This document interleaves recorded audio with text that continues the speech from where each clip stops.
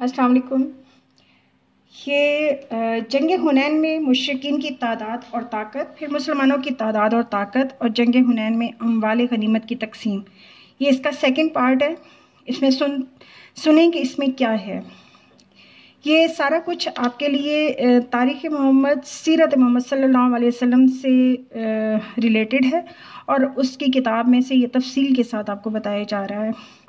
طائف کے راستے میں ذوالحجاز کے برابر حنین کی ایک وادی ہے۔ اس کے اور مکہ کے درمیان 3 دن کی مسافت ہے۔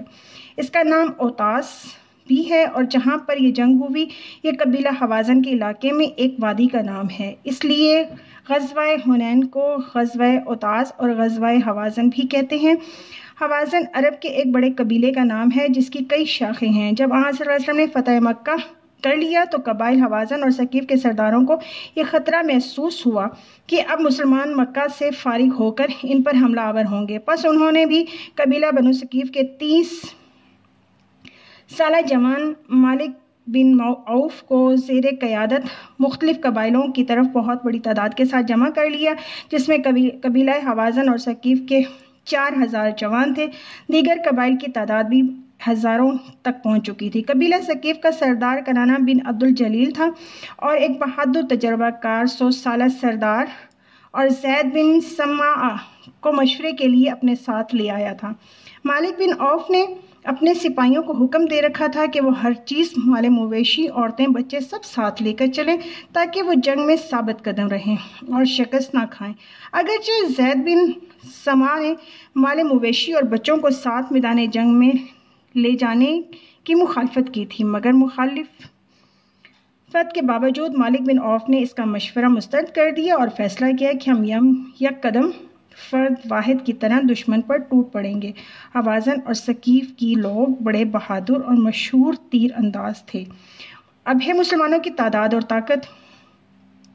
آن صلی اللہ علیہ وسلم کے ساتھ 12,000 مجاہدین تھے، جن میں سے 10,000 دے تھے جو مدینہ سے فتح مکہ کی غرض سے آپ کے ہمراہ آئے تھے، اور 2,000 دیرہ تھے جو فتح مکہ کے بعد اسلام لے آئے تھے۔ اور مسلمانوں کی اتنی بڑی تعداد دیکھ کر مسلمانوں کو تکبر اور غرور پیدا ہو گیا۔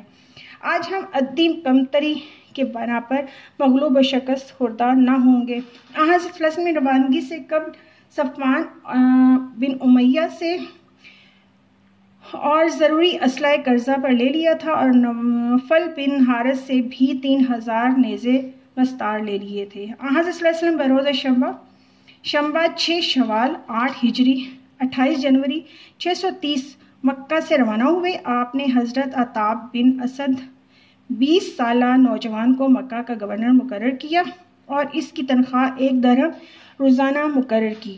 حضرت عتاب نے کہا کہ یہ میرے لیے بہت ہیں۔ آپ نے حضرت معاذ بن جبل انصاری کو مسلمانوں اور لوگوں کو اسلام کی تعلیم و تربیت کے لیے مکہ میں متعین کر رکھا تھا۔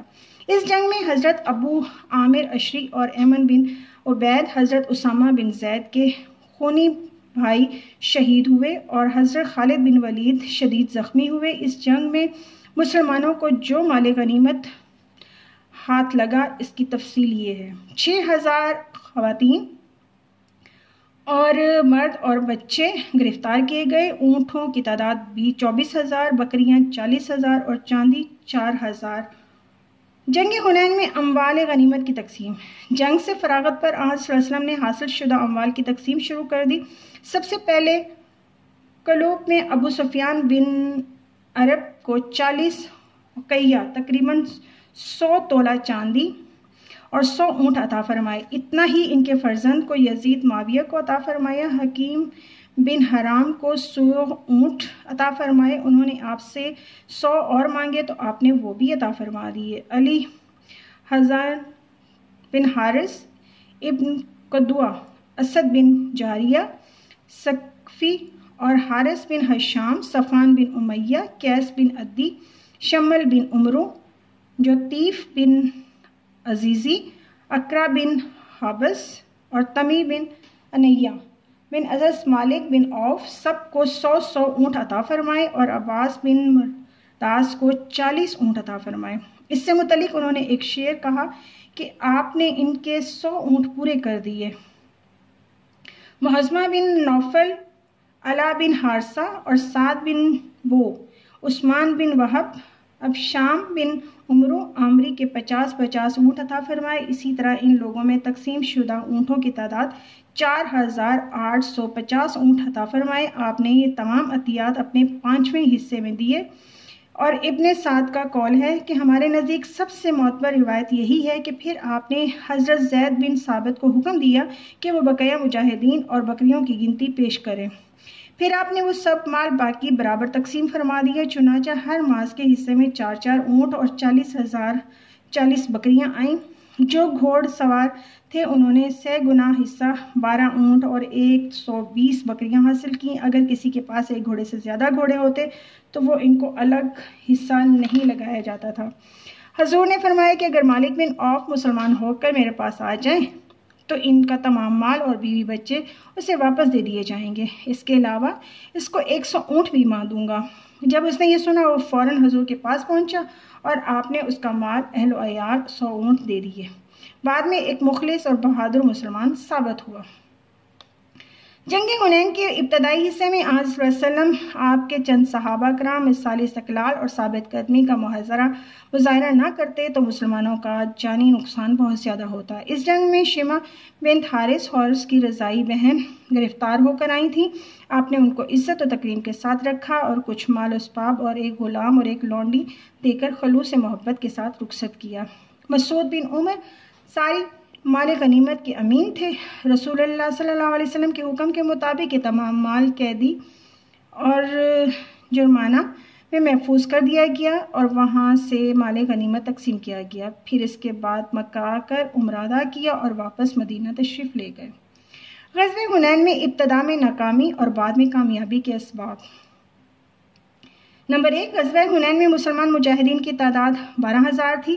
سابقہ ضرورت سے مسلمانوں کی تعداد کبھی شامل نہیں ہوئی تھی، اس لیے اپنی کثرت تعداد کی وجہ سے مسلمانوں میں فخر غرور کا جذبہ پیدا ہو گیا تھا جو اللہ تعالیٰ کو ناپسند تھا۔ وہ عاجزی اور انکساری کو پسند کرتا ہے کیونکہ فتح اور شکست اللہ کے ہاتھ میں ہے۔ نمبر 2، جس کے انچارج حضرت خالد بن ولید تھے، جب اپنے فرائض منصبی کوتاہی کی مرتکب ہوئے تو انہوں نے کیا کیا کہ دشمن کی جنگی حکمت عملی اور مقامات کا صحیح پتہ نہ کیا اور پھر اپنے لشکر کے بڑے حصے کو دشمن کے اچانک غیر متوقع حملہ سے محفوظ نہ رکھ سکے۔ واپس لوٹتے ہی اپنی فوج میں بد نظمی اور بدحواسی کے ذمہ دار قرار پائے۔ خالد بن ولید خود بھی شدید زخمی ہوئے۔ ایک روایت یہ بھی ہے کہ جو لوگ ابھی ابھی مکہ سے مسلمان ہوئے تھے وہ استقلال اور ثابت قدمی کا مظاہرہ نہ کر سکے اور ان کی کمزوری کی وجہ سے ناکامی ہوئی۔ نمبر 4، مکہ سے کچھ منافقین محض مال غنیمت سے حصہ لینے کے لیے ساتھ آئے تھے۔